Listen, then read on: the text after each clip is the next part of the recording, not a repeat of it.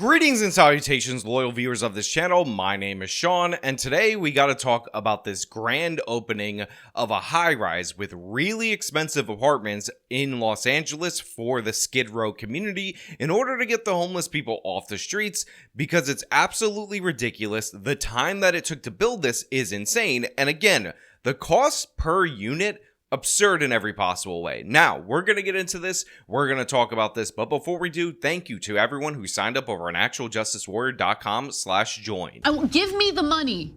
Give me the money.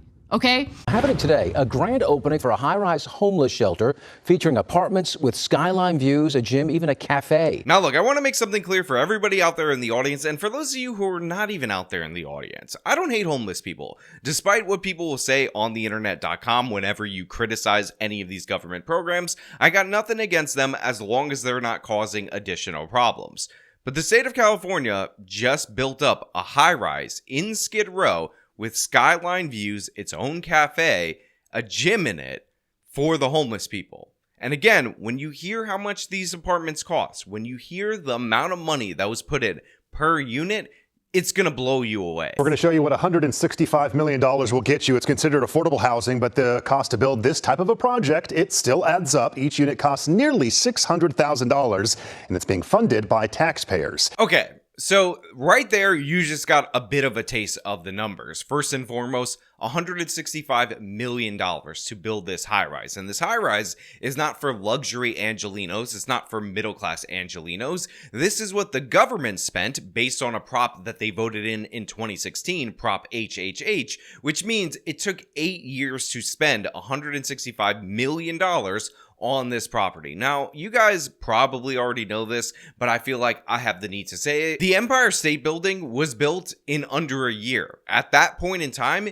it was the tallest building in the world, and it was built in under a year. Now, with all of the modern technology in the nearly 100 years since the construction of the Empire State Building, a high-rise that pales in comparison to its size was built for $165 million over the course of 8 years by the taxpayers. So already we're talking about an absolute disaster, a total boondoggle, a complete waste of money. And then when you hear that each individual apartment costs $600,000 a piece, or nearly $600,000 a piece, you realize the absolute absurdity. And by the way, for those of you out there in the audience who are wondering about that California article or the breakdown of how they wasted over $24 billion addressing the homelessness crisis, and that money seems to have done nothing and it's completely unaccountable, it's stuff like this that money ends up going to, jacking up the cost for construction firms that are well connected, all the different environmental impact studies and lawsuits that you have to go through in order to build anything. And this high-rise is completed, again, for the drug addicts at Skid Row to move into.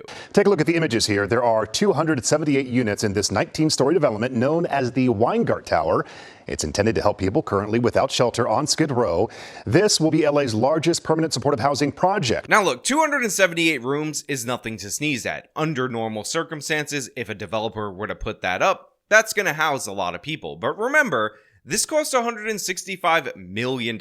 It took 8 years to make, and it's supposed to service the homeless people in Los Angeles, specifically in Skid Row, to which there are thousands of them. So while you might help 278 people, maybe if you're allowing families in there, you can get that number closer to 750 if you add 3 people per household, which I don't believe is going to be the case. But the fact of the matter is, if you would have taken the $600,000 per unit and then gave 10% of that to homeless people, you would give them $60,000 and they might be better off for that, especially if you buy into the myth, like a lot of left-wingers do in California, that homeless people just fell on sharp times. They just got an unexpected expense and then they ended up on the street. Well, if those people actually exist and they represented a significant portion of the homeless population, then you could have given them a jump start, a little bit of a cash infusion, and those who are supposedly just a couple of payments away from being housed would have been able to be housed. You didn't have to waste all of this money on this luxury building in Skid Row that, again, only services 278 households. I'll be generous and not say people, households. There is an entire floor of offices for caseworkers, and the list of amenities is pretty impressive. As you mentioned, there's a gym, an art room, a music room, and a computer room and library. People living here will enjoy 6 common balconies and a cafe. The $165 million project is receiving permanent financing from Proposition HHH, which voters overwhelmingly passed in 2016. So where the money actually goes is incredibly important. What these luxuries are for, also incredibly important. And obviously what this is a fancy new office for the caseworkers in the homeless industrial complex to operate out of that is equipped with a cafe for the caseworkers, a gymnasium for the caseworkers, and all these different other various things that theoretically are luxuries or excesses for the homeless, but in reality are going to be luxuries and excesses for the people who are dealing with the homeless and profiting off of the perpetuation of the homelessness crisis. In reality, the people that are addicted to opioids on Skid Row, they're not going to go run on the treadmill and have a good time. You know what would be funny though? If they started stealing the gym equipment, stealing the computers in order to hawk that, in order to make money to buy more drugs, because none of this addresses the issues of these people like mental health and whatnot that they're dealing with. Instead, you just incinerated a bunch of money on this really nice building with really nice apartments that only people who are likely to destroy the building and the apartments are going to live in. And I feel really bad, genuinely so, for the actual family that has no mental health issues, that has no drug issues, that is going to be moved into one of these Skid Row apartments that's going to be surrounded by crazy people, because that's exactly what's going to happen. They're going to want to move. You are actually going to see, and I kid you not, people reject these shelters because of the other people that are in the shelters, because that's how unsound this plan actually is. The new tower is also receiving state housing funds and $56 million in state tax credits. Look, I don't want to be the guy who harps in on irrelevant details, but the thing is, I am that guy, and I do want to be the person who harps on irrelevant details. And one of the funniest parts about all these artistic renderings or images that are meant to promote this property that come from the developer is that even though this is clearly and obviously intended to be for people who live on Skid Row, who again have a lot of drug problems, who look absolutely filthy, they didn't even take the time to not put in the stock images of people or the staged images of people on this property, because right here you have a lovely 40s, maybe 30s-year-old couple that look like they work in the tech sector. And again, this is supposed to be housing for the homeless, the people on Skid Row. But wow, they're going to turn them into these people by just getting them into the system. Maybe that's what they're trying to portray. But in reality, they just didn't care. They swindled this money from the taxpayers. $165 million project is receiving permanent financing from Proposition HHH, which voters overwhelmingly passed in 2016. Prop HHH, if you heard, it gave them permanent financing for this particular project,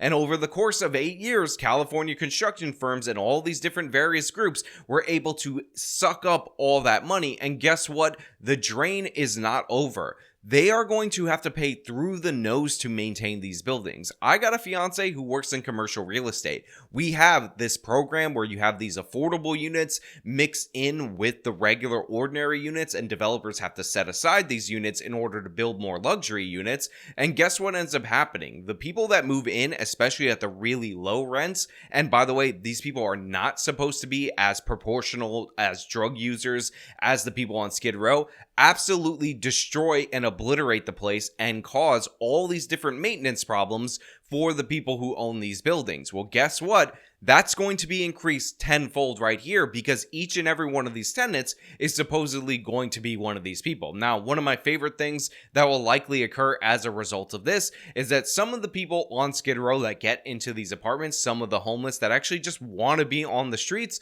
are probably going to sublease this to regular Angelinos who don't want to pay for the expensive cost of living, and that's how they're going to support their drug habit. There's so many different ways, honestly, that this could spiral out of control.